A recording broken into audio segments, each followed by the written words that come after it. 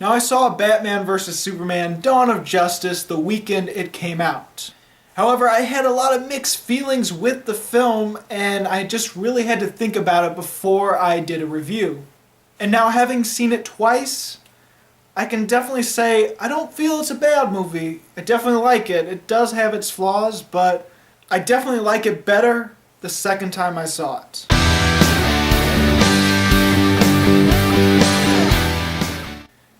So, Batman vs. Superman, The Dawn of Justice, you all know what it's about. So I probably shouldn't have to go into details about what the movie's about, and I probably could do a spoiler video because plenty of people have probably already seen it. But I want to stick with a spoiler-free review just in case, and maybe I'll do a spoiler one later on a different day. But I have a lot of other movie reviews to get to. So after seeing it the first time, I did have a lot of mixed feelings about it. I didn't really feel a lot for the characters, and I just sort of, I don't know, I just watched it and I liked it, but I didn't really feel really pumped about it. I didn't feel like, wow, that was an exciting ride. There were definitely moments at the beginning where I thought it started off very strong. It's kind of one of those movies where it has two stories at once, and so it has a really great beginning for both of those stories, but you can't put it at the same time because chronologically they're different times, so it almost feels like a good start for a Batman film with a good start with a Superman film, and it actually works kind of well. I love that it started with the Batman storyline first because, yes, we get his origin story, we get the death of his parents, and we have seen that a lot. But I think the way that it visually was told in this movie was justified. Because really, it's a very stunning slow-motion death scene for Bruce Wayne's parents. And I love the imagery with the pearls because I have seen that done plenty of times in movies with the pearl necklace getting ripped off. But how it was done in Batman vs. Superman was actually quite unique and I was just marveling at it. Then we jump right into the destruction of Metropolis City during the battle in Man of Steel, and we see it through Batman or Bruce Wayne's perspective, and that was really gratifying as well. The movie started off really strong. Superman's start to the movie wasn't as strong as Batman's because his beginning of it is them discovering the kryptonite, and then the whole sequence in the Middle East with Lois Lane and stuff, it wasn't as strong as the Batman sequence, but the overall beginning of the movie felt pretty strong. The fights at the end of the movie were really fantastic. There's a lot of great visual style in this movie. Yes, it is a little dark. Yes, it is a little too serious to some people's tastes. But I enjoyed the style of this film and it didn't really bother me. Now because Dawn of Justice is tagged onto this title, we know that we're going to see more of the heroes and little brief, almost trailer versions in this movie of them and talk of them. And honestly, it was done pretty well. I wasn't a fan of Aquaman's. He looked really goofy in this one. But overall, I didn't really mind. It didn't feel like it was too shoehorned in. But then I knew it was going to be in it because this is one of those movies where it has to try to catch up with Marvel, and so it's got to go on a breakneck speed in trying to introduce characters. We don't have time to do individual movies of these characters and then combine them. They have to try to make up ground, and so I knew this kind of thing was going to happen, and it could have gone horribly wrong. It could have been more like Amazing Spider-Man 2, and it wasn't that disastrous or chaotic in my opinion. Ultimately, what this movie lacks is character development, and it's not lacking character development per se. It definitely has character development. Characters do change, mainly Batman and Superman. And there are some key pivotal moments to that change in this movie that are actually really great. However, there's barely any build to that development. It's like there's not enough building blocks to add to the character development. It just has a few big bricks, and then boom, character development. There's not as huge of a build, or as great, or as complex of a build, and that makes it feel like it's lacking in character development. Which definitely is a bit of a problem for this movie because it keeps us from really caring about the characters to the extent we need to for the film. Especially since most of the film tries to have a more serious and darker tone to it.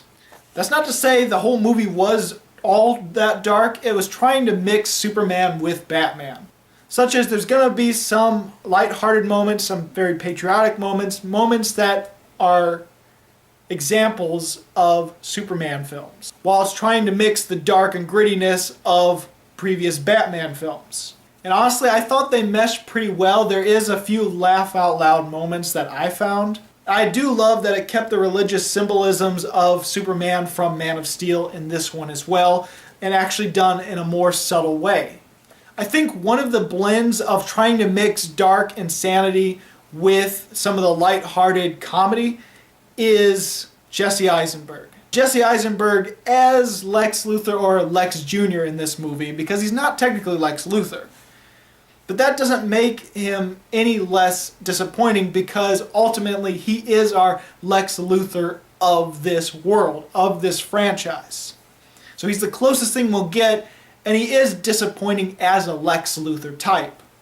And again, I think it's because he's trying to mix a bit of the comedy and lightheartedness of a Superman film with some of the insanity that you'd expect in a Batman film.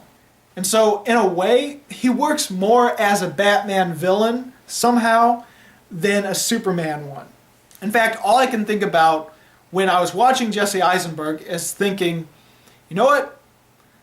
Your performance right here, I see more Riddler, and I see you as more of a Riddler than a Lex Luthor. With that in mind, I do like him as a villain, I just don't like him as Lex Luthor in this film. I thought he actually did a good villain, and I actually did feel like he was a good, strong villain. A little bit insane and crazy, fits more for the Batman, fits more as a Riddler. The acting was good and serviceable in this movie. Mainly the best ones was Jeremy Irons as Alfred, which was really great, as well as Ben Affleck as Batman. Everyone has been saying, well, most people have been saying, if there's one good thing to come out of it, it is Ben Affleck as Batman, and he is definitely one of the more badass and one of the more intimidating Batmans on screen. He definitely looked like he could kill some people, and he does, quite frankly.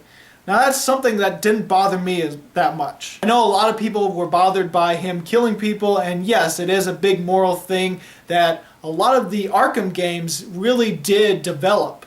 But how he killed in this movie didn't really bother me all that much. Because similar to the chaotic fight in Man of Steel, some of the villains actually felt a little bit more like collateral damage. Sometimes they do it to themselves, and other times it's just crashing cars, and that's why they end up dying. Now, of course, there are times where he does pull the trigger and blow them to smithereens.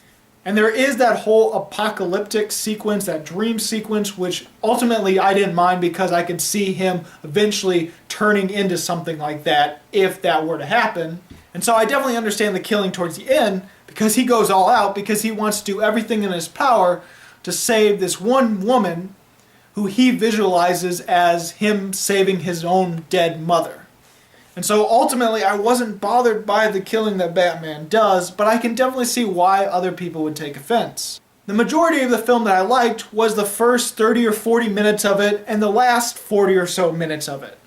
There's roughly an hour or maybe less in between where it is a little bit messy. And it's kind of messy in the sense that there are certain scenes that look like, okay, these scenes need to go together. Like after one scene, this other scene really has to be right after it in order to be a good combination, a good conclusive combination.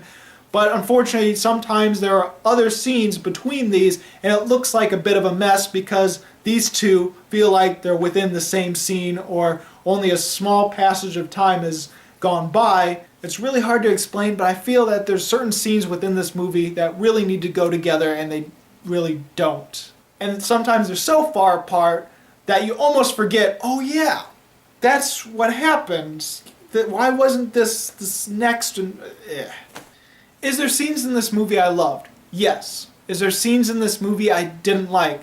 Well, I never hated any scene, but yeah, there are scenes that I didn't like and certain aspects of the film that I didn't much care for, while the rest of the film felt a bit average or a little bit above average.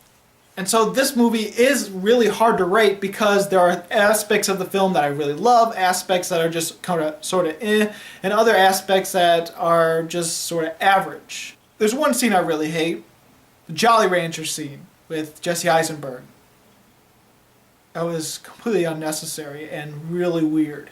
But ultimately, this is just like Avengers Age of Ultron for me, where I had mixed feelings seeing it the first time, but then liked it a lot when I saw it the second time. Now, I don't like Batman vs. Superman as much as I did for Avengers Age of Ultron, both showings, but I'm going to give Batman vs. Superman Dawn of Justice 4 stars. Now, it's not a really solid 4-star for me, but because I only do halves and whole stars and don't do any points in between, it's a little closer to the 4-star. It's still mainly more of like a 3.8 or a 3.9. But close enough to a 4 that I feel like giving it a 3.5 will be a bit of an injustice. So, did you see Batman vs. Superman? What did you think? Did you think it was the worst thing ever? Did you think it was one of the best things ever? In this day and age, it seems like everyone has to either love it or absolutely hate it. It doesn't feel like a lot of people just sort of mixed about it. So if you like this video, please subscribe and check out my movie reviews of 2015 and 2016. As always, this is Bruce Gifford, and this was just my opinion.